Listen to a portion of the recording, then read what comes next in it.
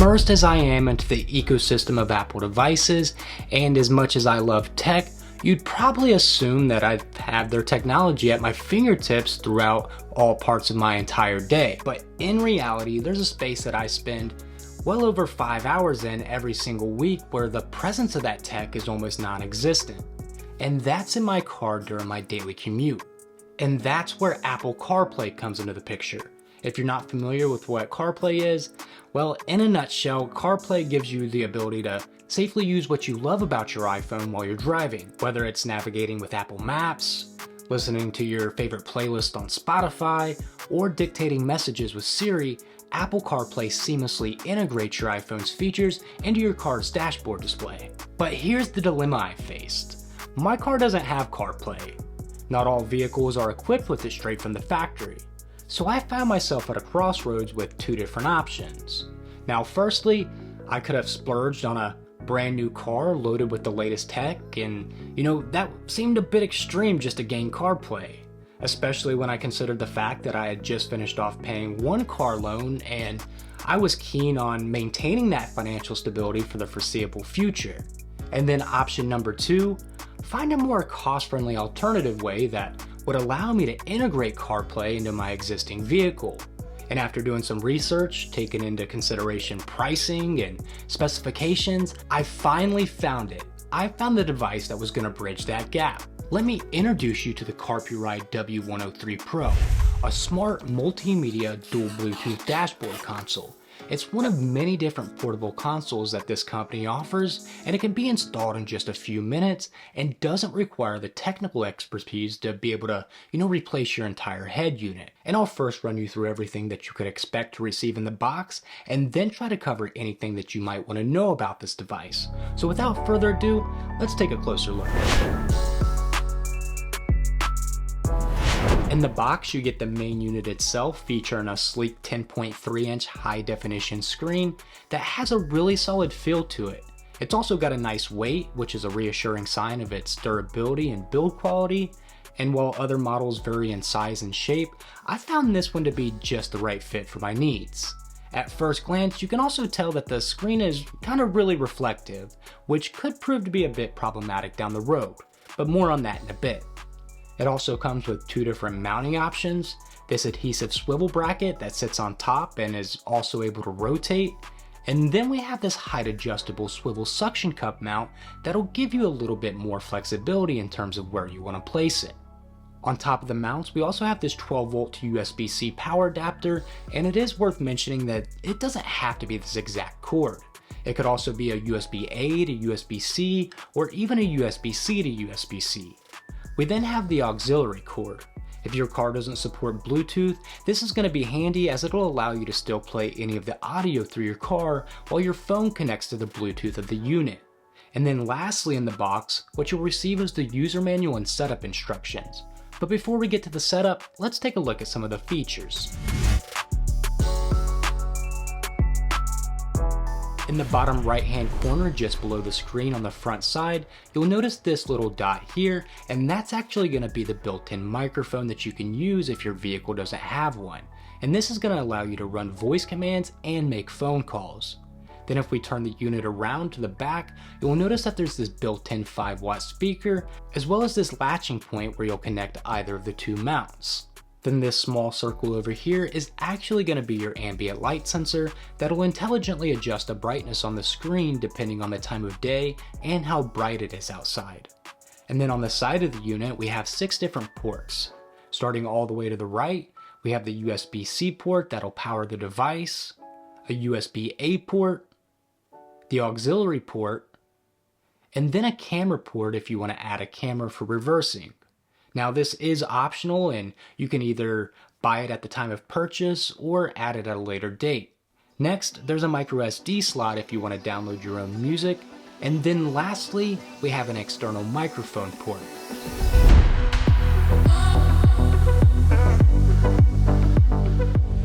To avoid any remnants of leaving sticky residue all over the dash of your car, it's important to try and figure out first the exact spot that you want it and which mount you want to use before installation.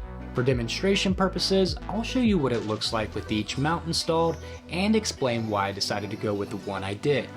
With my particular vehicle, I do already have a screen that's a little bit recessed, and although it's not a smart console, it does give me some useful information related to things like miles per gallon, different trips, and it gives me access to my backup camera.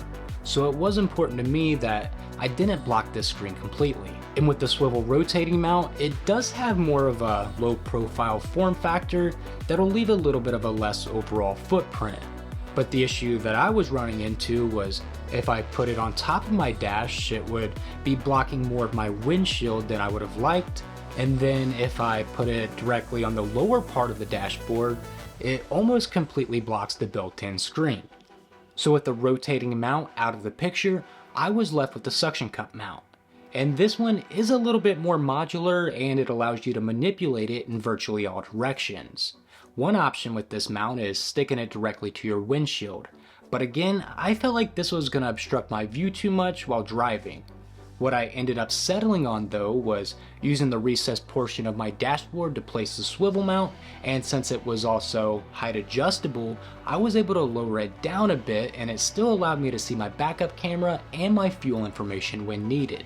Another thing that you might want to start thinking about ahead of time is cord management. Now, I'm not one that is normally a fan of random cords hanging out all over the place, so take advantage of any nooks and crannies that might be available to you to stash these cords into. So this is what it looks like fully installed. And as you can tell, for the most part, the mount is completely hidden from both the driver and passenger side front seats and sits almost flush with the most outer point of the dashboard. One of the biggest concerns that I had coming into this whole thing was whether or not this unit would remain stable while driving. I don't care how good it looks or how well it performs, something that would be an immediate deal breaker for me would be if the screen were to be bouncing all over the place while I was driving down the road. And now that I've had a chance to use and test this device for a few weeks now, I can confidently say that this has really been a non-issue and it stayed impressively stable.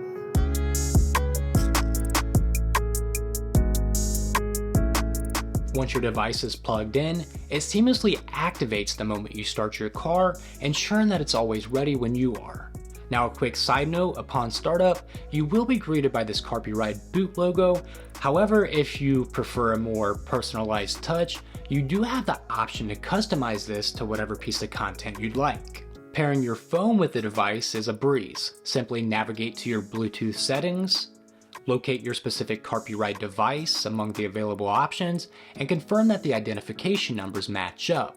And when it comes to syncing the device with your car's dashboard, the process remains equally straightforward, albeit through your vehicle's own interface versus the phone's.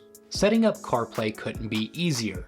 Once the device is paired, your iPhone will prompt you with a seamless setup process. With just a few taps, CarPlay syncs effortlessly with your CarPlay device, making the magic happen behind the scenes in mere moments. With CarPlay activated, it's like unlocking a whole new world of possibilities right at your fingertips. Aside from having my music and maps readily available on a much larger screen, I'd have to say that one of my favorite parts about having CarPlay is having smart shortcuts and relevant calendar events pop up on the bottom of the screen depending on my location or the time of day. For example, as I'm approaching or leaving my house, a button will pop up allowing me to open or close my garage door. And while yes, I do have one of those clickers on my visor, this is just so much more intuitive, just for the simple fact that I can see the status of whether or not it's already opened or closed. In order to return to the CarPlay home screen, simply press this button located here. Once you're back on the home screen, you have the flexibility to customize various settings related to the unit itself, the rear camera, connectivity, or manually adjust the brightness to your preference. But what really sets this unit apart is the ability to fine-tune your music with different EQ settings, or even craft your own custom sound profile tailored to optimize your speakers. In true Apple fashion, CarPlay customization is limited to a very few items that you have control over, ranging from app placement to colored themes. But overall, CarPlay has done a really nice job with this unit, ensuring that they give you the most out of what CarPlay has to offer. The screen is really responsive to touch, whether sliding or pressing. The light sensor seems to work perfectly, adjusting the brightness depending on the needs, and the reflections aren't quite as bad as I thought they would be, but I do imagine that this could change depending on positioning. I'll also say that it does have a bit of a noticeable lag sometimes when sliding between app screens, which I imagine is due to the lower refresh rate. But honestly, it's not any worse than any of the built-in screens that I've seen run CarPlay. This also isn't that big of a deal for me, just for the simple fact that rarely, if ever, I'll be using this to consume visual content that would require that higher refresh rate. If there were one thing about this device that I could instantly improve with a snap of a finger, it would definitely be how attractive fingerprints are to this screen. While at times on the surface it doesn't seem to be all that bad, it does definitely get exaggerated during the day, so much so that I've actually started keeping a microfiber cloth in my center console just in case. And I've never had any native touchscreen displays built into one of my vehicles, so I couldn't tell you whether or not if that's always the case. Before we get into the pricing and some of the closing thoughts, I wanted to take a moment and let all of you know that CarPlay did provide this device for me to test over the last couple of weeks, but in no way, shape, or form did I accept any money from them, and as always, anything discussed in this video are my own thoughts and opinions. While the exact cost may vary depending on the specific model you choose, ranging from, just over $100 to this top tier option at a little over $300, one thing remains clear. The value this device brings to your driving experience is unparalleled.